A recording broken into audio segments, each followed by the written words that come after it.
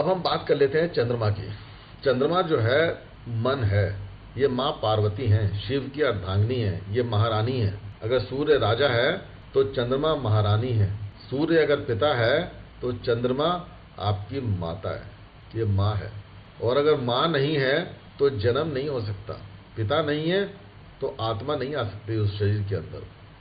तो इसका मतलब यह है, इस पृथ्वी पे अगर जीवन है तो उसके लिए सूर्य कारक तो है, सूर्य जीवन तो दे रहा है, लेकिन क्या पृथ्वी के बिना पृथ्वी पे जीवन संभव है? नहीं, माता के बिना तो संभव ही नहीं है ना। तो इसीलिए चंद्रमा जो है हमारे सभी प्लैनेट्स में एक मुख्य भूमिका अदा करता है, और जब ये मुख्य भूमिका अदा कर रहा है तो ऑब्वियसली जीवन में जो परेशानियां भी आएंगी इस चंद्रमा के वजह से ही आएंगी। किसी भी व्यक्ति की कुंडली में 35% परेशानियों का कारण कौन है? चंद्रमा है। और 25% परेशानियों का कारण जो है सूर्य है। सिंपल सी बात है, अगर ये शरीर ही ना होता तो शरीर को कष्ट क्या होता? अगर मन ही ना होता तो मन को क्या कष्ट होता? डेड बॉडी को क्या कष्ट होता है? कुछ नहीं। तो यानी कि कॉन्शियस ब्रेन को ही कष्ट होता है। हमको जितना भी पेन है वो कौन फील करता है? मन को कष्ट होता है, कॉन्शियसनेस को कष्ट होता है। तो इसका मतलब है कि चंद्रमा हमारे कष्टों का कारक है। जीवन में जितने भी कष्ट आते हैं कुंडली में 8वें घर से आते हैं। 8वां घर मतलब वृश्चिक राशि, और वृश्चिक राशि में चंद्रमा क्या होता है? नीच का होता है। जब नीच का चंद्रमा होगा तो कष्ट आएंगे ही आएंगे। तो इसीलिए 35% परेशानियां चंद्रमा से आती हैं, 25% परेशानियां आपके जीवन में सूर्य के वजह से आएंगी। कुल मिलाकर के 60% तो परेशानियां इन्होंने ले ली। तो लोग बाग जो है शनि राहु केतु को तो बेकार ही कोसते रहते हैं कि भैया इनकी दशा चल रही है, हम बड़े कष्ट में हैं, परेशानी में हैं। परेशानियां आई कहां से? आपके आत्मा के द्वारा। और परेशानी कहां से आई? आपकी माता यानी आपके मन के द्वारा। अगर आपकी इच्छाएं ना होती मन में तो परेशानियां कहां से आएंगी? भगवान शिव को तो परेशानी आती नहीं, क्योंकि इच्छाओं पे कंट्रोल किया हुआ है, इच्छा ही नहीं कोई भी। तो इच्छा ही हमारे सारे परेशानियों का कारण है। अगर भौतिक शरीर ना होता तो परेशानी किसको आती? कौन भोगता? तो चंद्रमा रिस्पॉन्सिबल हो गया। और अगर सूर्य ना होता, आत्मा ही नहीं होती, तो क्या परेशानी आती? कुछ नहीं आती। तो कुल मिलाकर ये जो 2 प्लैनेट हैं ये हमारी परेशानियों को देते भी हैं, और जीवन में जितनी भी परेशानियां आती हैं उनमें उन सभी परेशानियों का निवारण भी यही 2 प्लैनेट करते हैं। खास तौर पर चंद्रमा।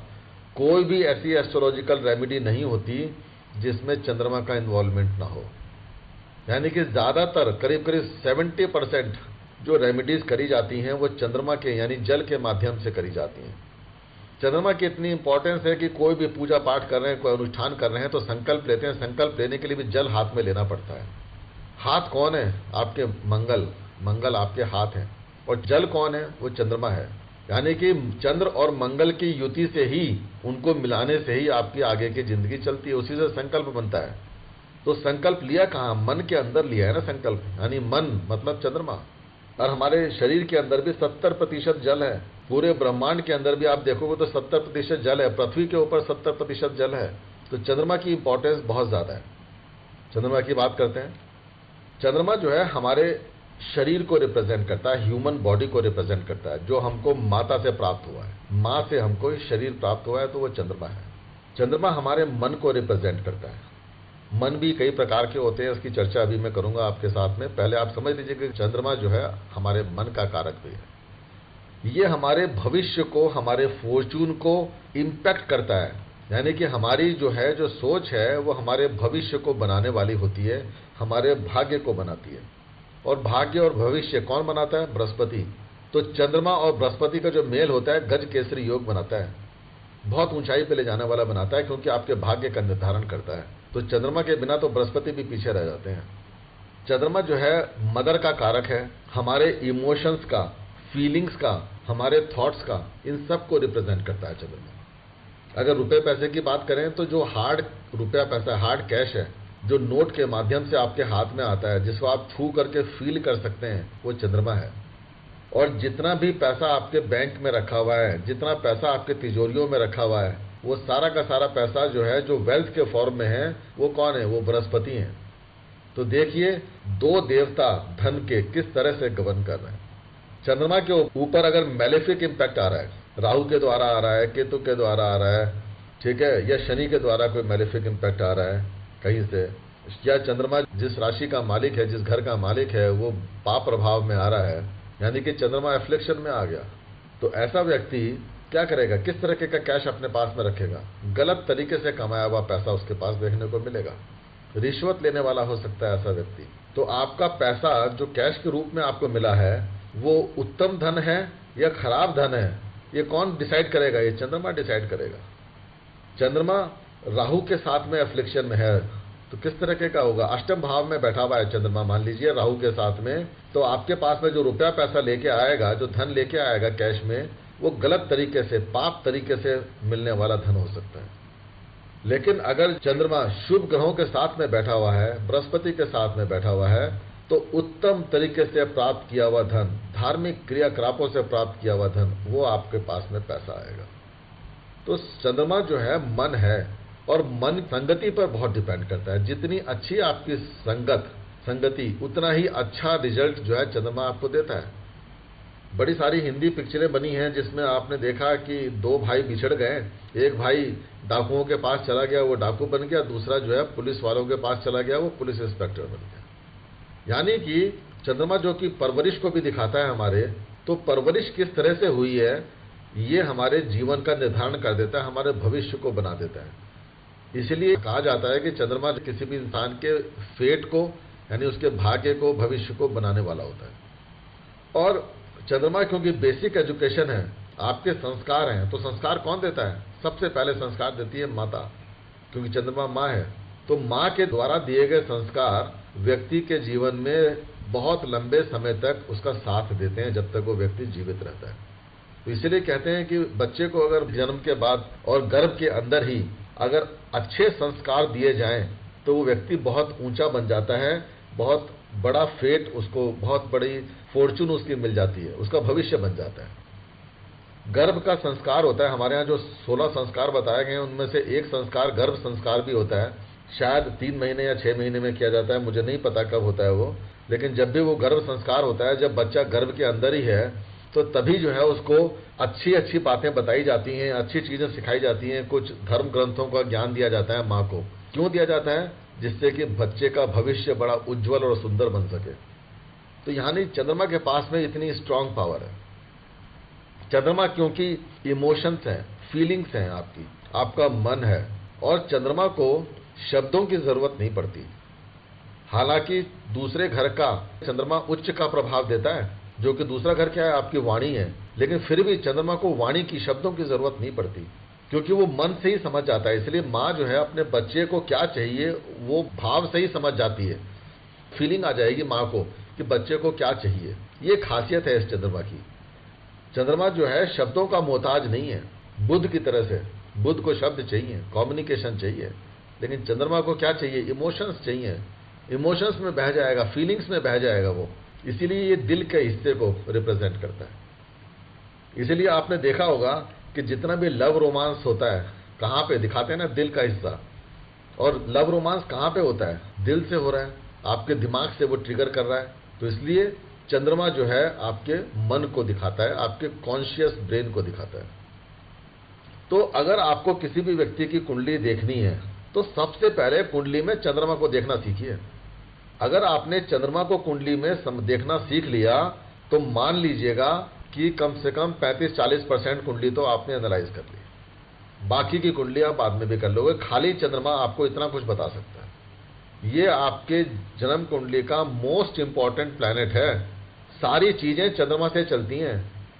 यानी कि नक्षत्र देखना है, जन्म नक्षत्र कौन सा है, तो चंद्रमा जन्म के समय जिस नक्षत्र में बैठा है वो जन्म नक्षत्र है। आपको राशि की बात करनी है, चंद्रमा को देखते हैं कि चंद्रमा जिस राशि में बैठा हुआ है वो आपकी जन्म राशि है।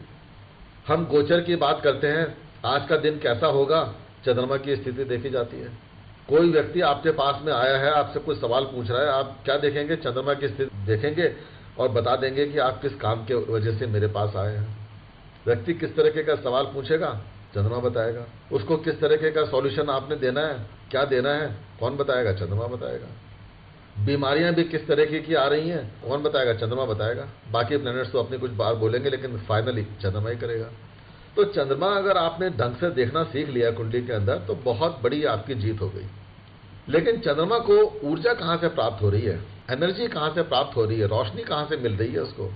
चंद्रमा को यानी मन को जो शक्ति प्राप्त होती है, जो रोशनी प्राप्त होती है, वो सूर्य से मिलती है, लाइट। तो चंद्रमा को जो लाइट देने वाला प्लैनेट कौन है? सूर्य है।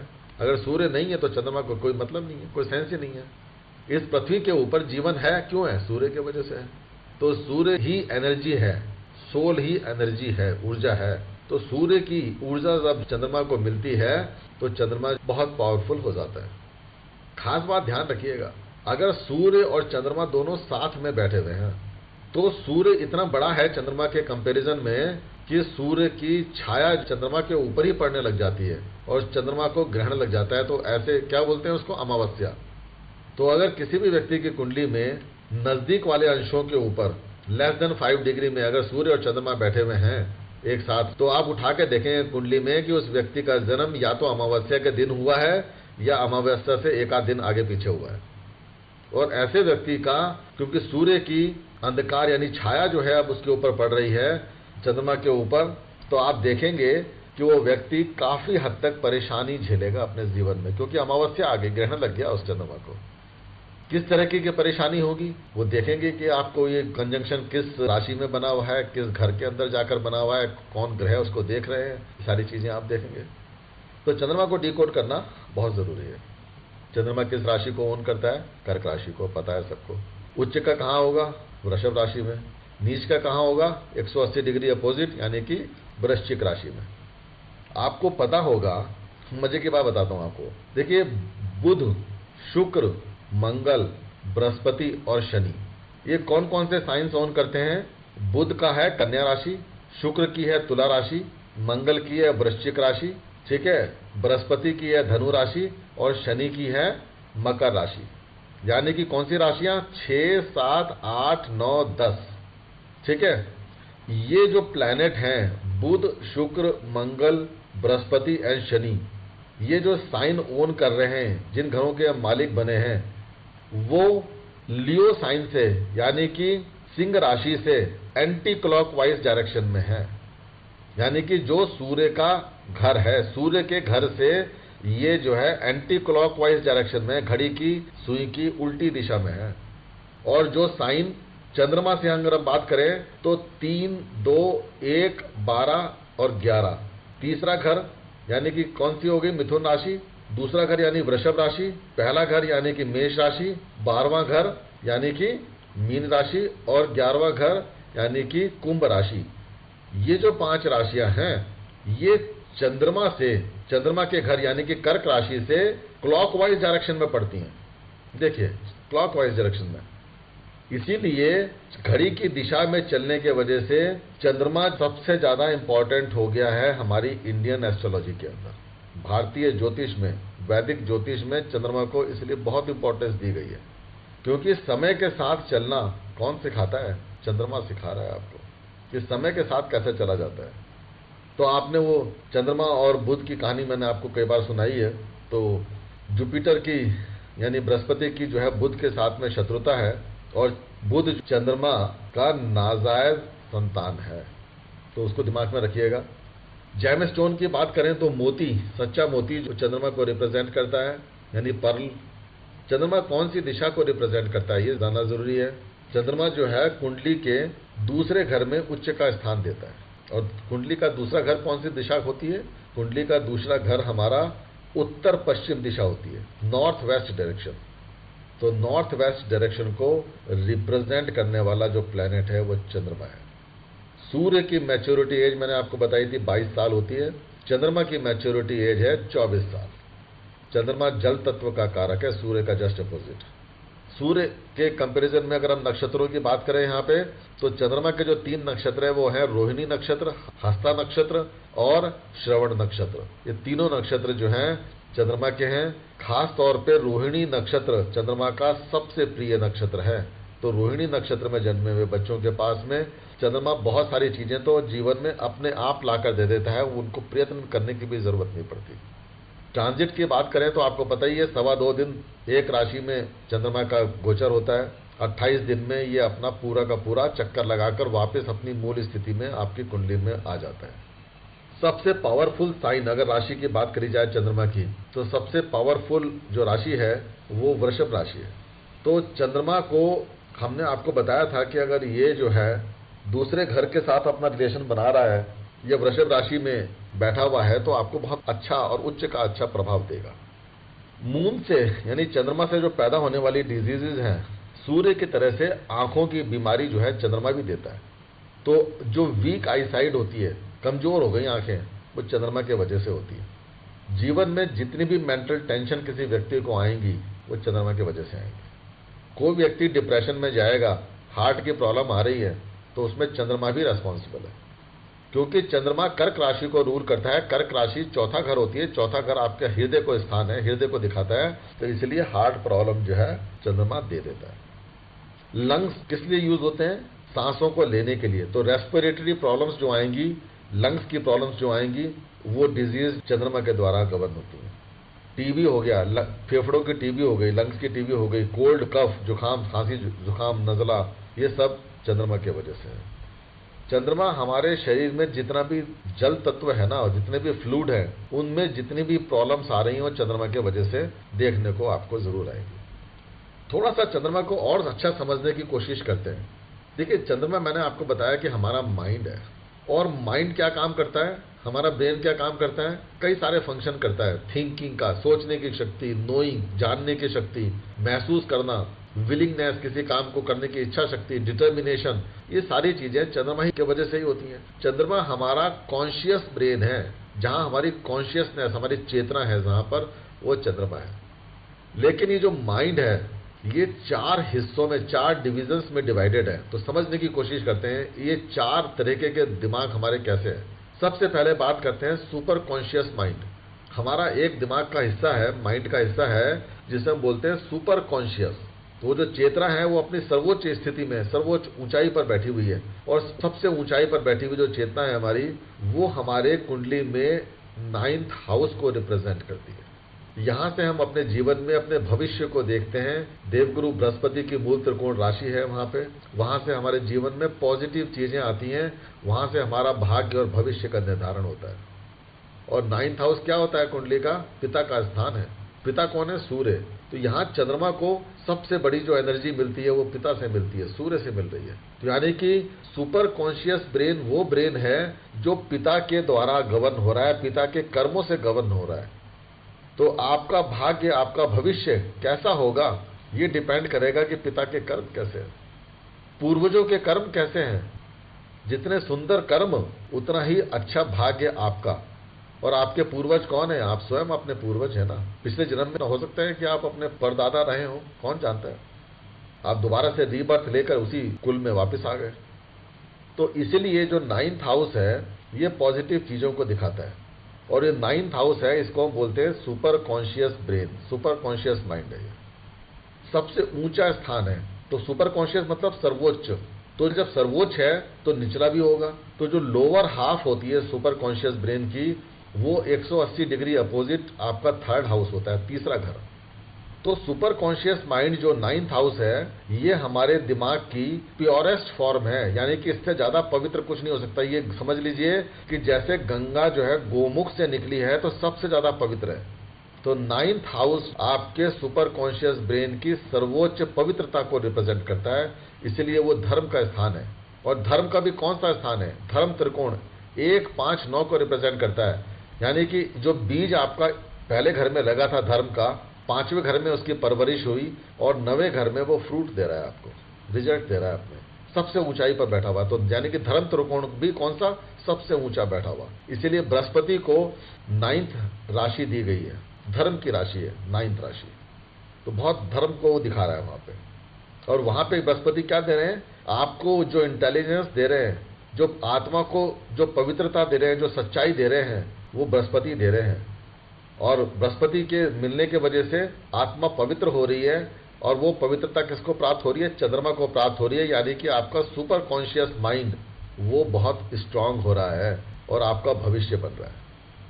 तो थर्ड हाउस मैंने आपको बताया कि लोअर हाफ है सुपर कॉन्शियस ब्रेन का, और अपर हाफ कहां पड़ता है? नाइन्थ हाउस के अंदर। तो आप ये मान सकते हैं। और नाइन्थ हाउस प्योरेस्ट है, तो गंदा वाला घर कौन सा हो गया?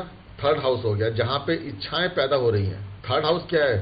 फर्स्ट हाउस है काम त्रिकोण का, 3, 7, 11, ये काम त्रिकोण है। काम त्रिकोण का मतलब है जहां पे डिजायर पैदा हो रही है, जहां पे इस माया जगत के अंदर फंसे रहने की आपको प्रवृत्ति पैदा हो रही है। इस माया जगत से बाहर निकालने का काम कौन करेगा? नवे घर का बृहस्पति, यानी कि 9th हाउस में आपका भविष्य बनेगा। सुपर कॉन्शियस माइंड जब एक्टिव होगा नवे घर में, जब आपको बृहस्पति से ज्ञान प्राप्त होगा, तभी तो आपको मोक्ष प्राप्त होगा। तो इस तरह से आप चीजों को समझने की कोशिश कीजिए। तो नवा घर जो है यानी सुपर कॉन्शियस माइंड आपके फॉर्चून और धर्म को दिखाता है। और तीसरा घर लोअर माइंड है। तो लोअर माइंड में जो है बहुत सारी वर्ल्डली डिजायर, भौतिक जगत में फंसे रहने की डिजायर, आपको रुपया चाहिए, पैसा चाहिए, गाड़ी चाहिए, बंगला चाहिए, मकान चाहिए, दुकान चाहिए, आपको पत्नी चाहिए, लड़की चाहिए, आपको सेक्सुअल डिजायर है, आपको सारे ऐशो आराम चाहिए। ये सारे जितनी भी चीजें हैं ये सब भौतिक जगत से जुड़ी हुई हैं। इससे कभी भी इंसान को परम आनंद प्राप्त नहीं हो सकता। परमानंद की अनुभूति तो ईश्वर के साथ में मिलने से, एकाकार से ही होगी। धर्म के साथ में जुड़कर ही आपको परम आनंद प्राप्त हो सकता है। भौतिक जगत से जुड़कर आपको परम आनंद प्राप्त नहीं हो सकता। तो इसलिए जो थर्ड हाउस है उसको लोअर माइंड रिप्रेजेंट करा जाता है, लोअर माइंड कहा जाता है। तो मैंने 3 थर्ड हाउस से और 9th हाउस से जुड़े हुए आपके माइंड को समझाया, जिसको हम सुपर कॉन्शियस माइंड कहते हैं। हाफ यानी लोअर माइंड और अपर माइंड, ऐसे। अब बात करते हैं अनकॉन्शियस माइंड की, यानी कि जो सुषुप्त अवस्था में पड़ा हुआ दिमाग है, अनकॉन्शियस है। जो व्यक्ति कोमा में पड़ा हुआ है, वो कौन सा माइंड है? Unconscious mind. कुंडली में छठा घर बोला जाता है इसको। तो यहाँ पे जो अनकॉन्शियस माइंड है वो कौन सी है? नॉन अनकॉन्शियसनेस है। आपको पता है कि समथिंग इज अनकॉन्शियस, आपको अपने अनकॉन्शियस होने की चेतना है, यानी कि नॉन अनकॉन्शियस है। और जो हिडन अनकॉन्शियसनेस है, जो छुपी हुई है, गुप्त है, वो कुंडली का 12वां घर है। छठे घर से 180 डिग्री अपोजिट 12th हाउस है। तो छठा घर क्या करता है? अनकॉन्शियस है। यहाँ पे आप रूटीन काम करते हैं, रोजमर्रा के काम कर रहे हैं, अनकॉन्शियसली काम करे जा रहे हैं। आप क्यों काम कर रहे हैं? रोज जो है नौकरी करने के लिए ऑफिस जा रहे हैं, रोज उठ करके जो है बिस्तर से उठ करके टॉयलेट जा रहे हैं, रोज उसके बाद में नहाने धोने का काम कर रहे हैं, टूथब्रश कर रहे हैं, गाड़ी में बैठ के गाड़ी स्टार्ट करके जो है बाजार जा रहे हैं। ये सारी चीजें अनकॉन्शियसली आपके जीवन में चल रही हैं, आपके रोजमर्रा की जिंदगी का हिस्सा बन गई हैं। और जो चीजें आपकी रोजमर्रा की जिंदगी का हिस्सा बन गई, तो कौन उनको ड्राइव कर रहा है? कौन चला रहा है उन चीजों को? 24 घंटे आपकी चीजों को चलाने वाला जो अनकॉन्शियस ब्रेन है वो चला रहा है किसी भी तरीके से। अब जो भी चीजें अनकॉन्शियस ब्रेन में पड़ी हुई हैं, जो आपके जीवन को चला रही हैं, उसके पीछे 6 तरीके के शत्रु काम करते हैं। षड रिपु हैं। और वो षड रिपु कौन से हैं? काम, क्रोध, लोभ, मोह, मद और मात्सर्य। कामा मतलब लस्ट, क्रोध मतलब एंगर, लोभ का मतलब है ग्रीड, और मोह का मतलब है इनफैचुएशन, किसी भी चीज के पीछे भागना, उसके लिए दम छोड़ देना, वो इनफैचुएशन है, मोह है। एरोगेंस किसको बोलते हैं? मद को, अहंकार हो गया, उसको एरोगेंस आ गई। और मात्सर्य बोलते हैं जलसी को, यानी ईर्ष्या। ये जो 6 शत्रु हैं, ये 6 शत्रु आपके अनकॉन्शियस माइंड को, रोजमर्रा के जीवन को चलाने का कार्य करते हैं। आप रोज जाकर अपने पड़ोसी को देखते के साथ ही 2 गालियां दे रहे हैं। क्यों दे रहे हैं? कि कोई ना कोई षड रूपू काम कर रहा है आपका। हो सकते हैं कि आप क्रोधी हो, रोज आपका जो पड़ोसी है आपके घर के आगे थोड़ा कूड़ा डाल देता है, आपको गुस्सा आ जाता है। आप किसी लड़की को देखते ही उसके साथ में प्यार मोहब्बत में इन्वॉल्व हो जाते हैं, उसके साथ में आपको काम यानी लस्ट की भावना आपके मन में आ जाती है। तो वो कौन है? कामक शत्रु वहां पे काम कर रहा है। तो यानी कि रोजमर्रा के जीवन को अनकॉन्शियसली चलाने का जो काम कर रहा है वो आपके कुंडली का छठा घर है।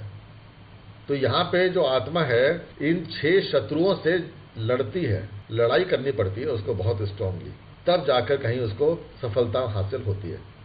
और अगर जिसने इनके ऊपर विजय प्राप्त कर ली तो उसकी जो चेतना जो है वो हिडन अनकॉन्शियसनेस स्टेज में पहुंच जाती है, कुंडली के 12वें घर में पहुंच जाती है। 12वां घर समुद्र का स्थान है, जहां पे गोमुख से निकली हुई गंगा जो है, जो प्लेन में जाकर खूब उछल कूद कर रही थी, अब समुद्र में जाकर परमेश्वर के साथ में विलीन हो जाती है, मिल जाती है।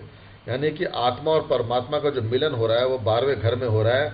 और हिडन अनकॉन्शियसनेस मतलब अथाह समुंदर, जिसका ना कोई ओर है ना कोई छोर है, वहां पे जाकर चेतना मर्ज हो जा रही है, मिल जा रही है। समुद्र की कितनी गहराई है, कितना बड़ा पाठ है, कोई नहीं जानता, कभी नापना नहीं हो सका।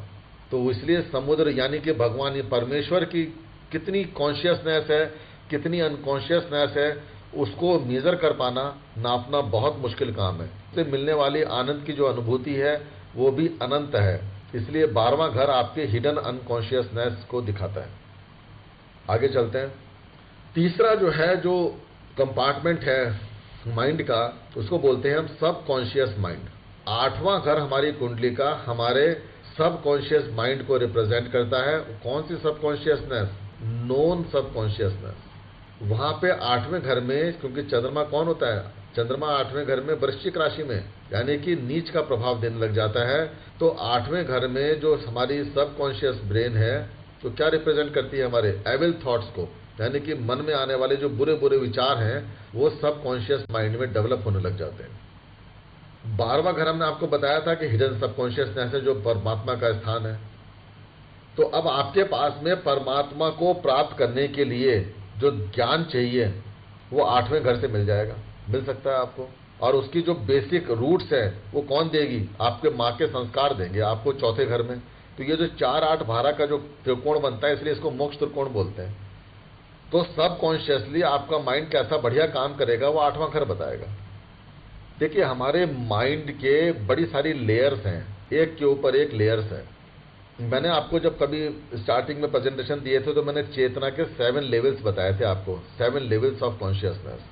सभी लेवल्स में चेतना जो है यानी कॉन्शियसनेस अलग अलग फीलिंग्स लेके आती है, सिग्नल्स को रिसीव करती है, साउंड्स को, आवाज़ों को महसूस करती है। यानी कि हम जो शब्द कर रहे हैं, मुंह से कुछ बोल रहे हैं, वो साउंड जो सुन रहा है मन हमारा, उसको महसूस करती है। वो कहीं ना कहीं किसी लेयर पर जाके स्टोर होती है।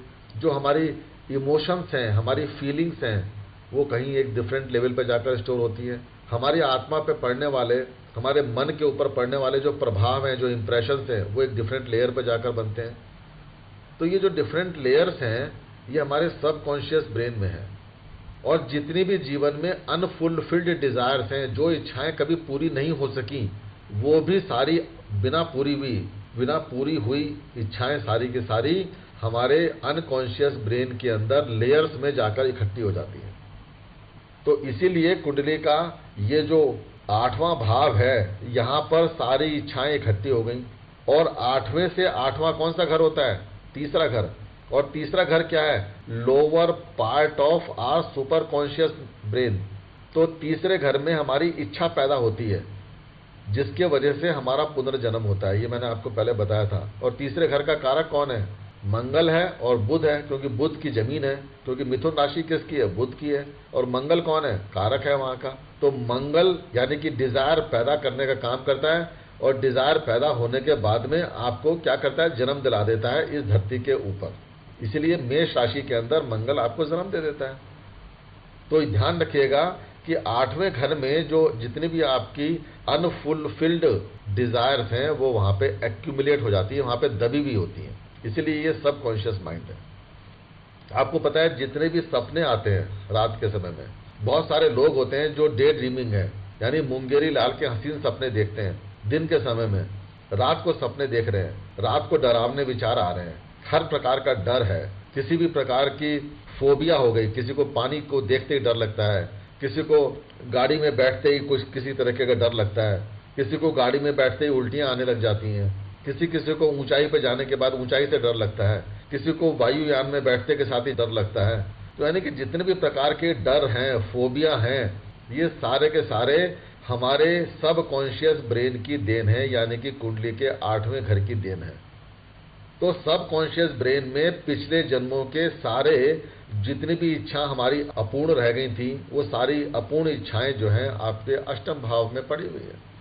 तो इसलिए अष्टम भाव कुंडली का उन अपूर्ण इच्छाओं के वजह से आपके डर में पैदा हो जाता है। आपको डर इस बात का होता है कि कहीं दोबारा से ना हो जाए मेरे जीवन में, दोबारा से ये दिक्कत ना आ जाए। तो आप सपने देखते हैं, डे ड्रीमिंग करते हैं, इंटेंसिफाई हो जाते हैं आपके फियर, फोबिया में फंस जाते हैं आप।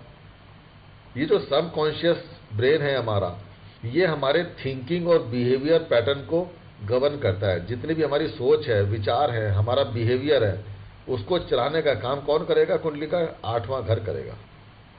अब 8वें घर को किसी न किसी की शक्ति मिलेगी। शक्ति मिलेगी कहां से मिलेगी? तीसरे घर से मिलेगी, 8वें से 8वां। थर्ड हाउस का मालिक कौन? यानी कि बुध और कौन? मंगल। यानी कि अगर कुंडली के अंदर बुध और मंगल मजबूत स्थिति में बैठे हुए हैं तो व्यक्ति अपने डर के ऊपर, अपने फोबिया के ऊपर नियंत्रण पा लेगा, कंट्रोल कर लेगा। उसको बुरे बुरे ख्याल आएंगे, सपने आएंगे, बस दिन का उजाला होने के बाद में वो सब कहेगा ठीक है यार, रात का सपना था, कोई बात नहीं, गया, कोई दिक्कत वाली बात नहीं है, काम करूंगा टट्स होके। लेकिन अगर 8वें घर के साथ में 6ठा घर भी जुड़ जाए और 12वां घर भी जुड़ जाए, यानी कि अनकॉन्शियस ब्रेन भी जुड़ जाए, तो अब जो भी चीजें आपके सबकॉन्शियस ब्रेन में चल रही हैं वो अनकॉन्शियस ब्रेन के साथ जुड़ने की वजह से आपको और डर बनाएंगी, आपको जीवित नहीं रहने देंगे आसानी से। तो व्यक्ति को आप देखेंगे कि व्यक्ति डर के मारे ही मर रहा है। उसके जीवन में कोई घटना घटी है या नहीं घटी है, लेकिन डर आ गया उसके जीवन में, और ऐसा व्यक्ति ज्यादातर गलत तरीके के कार्यों में लिप्त होने लग जाता है। बहुत सारे जो करप्ट लोग होते हैं, क्योंकि चंद्रमा मन का कारक है ना, तो अब मन को करप्शन आ गया, मन को करप्शन आ गया 6ठे घर और 8वें घर के मिलने के वजह से। और तीसरा घर कमजोर है, यानी कि तीसरे घर का जो प्लैनेट है वो कमजोर है। मंगल और बुध भी कमजोर हो सकते हैं, या तीसरे घर का जो मालिक है वो कहीं एफ्लिक्शन में बैठा हुआ है, पाप ग्रहों से दृष्ट है, पाप ग्रहों के साथ में बैठा हुआ है, तो तकलीफ हो जाएगी। तो ऐसा व्यक्ति क्रिमिनल भी बन सकता है, कोई क्राइम कर सकता है, कोई बड़ा काम, खराब काम कर सकता है। आपने सबकॉन्शियस ब्रेन को इस तरह समझा। चौथी चीज होती है हमारा कॉन्शियस ब्रेन, कॉन्शियस माइंड, जो हम अपने जीवित जागते स्थिति में करते हैं। तो देखिए, सबकॉन्शियस माइंड और कॉन्शियस माइंड के बीच में भेद है। कॉन्शियस माइंड हमारे फर्स्ट हाउस को रिप्रेजेंट करता है, पहला घर है हमारा, जहां पे हमारी चेतना आके एंट्री करती है। तो चैतन्य माइंड कौन है? चंद्रमा। तो हमने कल आपको बताया था कि चंद्रमा जो है पहले घर का कारक भी है, फर्स्ट हाउस का। लेकिन फर्स्ट हाउस का कारक होने के बाद में चंद्रमा कितना काम करेगा? आप अपने कॉन्शियस ब्रेन से कितना काम करते हैं? कॉन्शियस ब्रेन उतना ही काम करता है जब तक आप जाग रहे होते हैं। जब तक आप जाग रहे हैं, आज मैं आपको टीचिंग कर रहा हूं, पढ़ा रहा हूं, क्यों पढ़ा रहा हूं? बिकॉज आई एम अवेक, मैं जाग रहा हूं। लेकिन अगर मैं सो रहा हूं तो क्या मैं पढ़ा सकूंगा? आपको नहीं पढ़ा सकता। लेकिन हमारा सबकॉन्शियस माइंड क्या करता है? वो 24/7 24 घंटे काम करता है। चाहे हम सो रहे हैं या जाग रहे हैं या कुछ काम कर रहे हैं या कुछ भी कर रहे हैं, तब भी हमारा सबकॉन्शियस माइंड निरंतर काम करता रहता है। तो कुंडली में 8वां घर आपको क्या स्थिति दे रहा है, सबकॉन्शियस माइंड आपका कितना एक्टिव है, यह कुंडली का 8वां घर आपको बताएगा। तो अष्टम भाव को समझ लिया, चंद्रमा को समझ लिया, तो जीवन की तकलीफें समझ में आ गई, जीवन का उद्देश्य समझ में आ गया, आप जीवन में किस तरह के सुखों को भोगेंगे वो आपको समझ में आ गया, आपकी सोच कैसी है, मानसिक स्थिति कैसी है वो भी समझ में आ गया, आपकी परवरिश कैसे हुई है ये समझ में आ गया, आपकी शिक्षा कैसी है वो भी समझ में आ गया, आपका ईश्वर के प्रति रुझान कैसा है ये आपको पता लग गया, आपका भविष्य कैसा है ये आपने देख लिया, ईश्वर की कितनी ब्लेसिंग्स आपको प्राप्त होंगी वो आपको इसी से पता लग गया।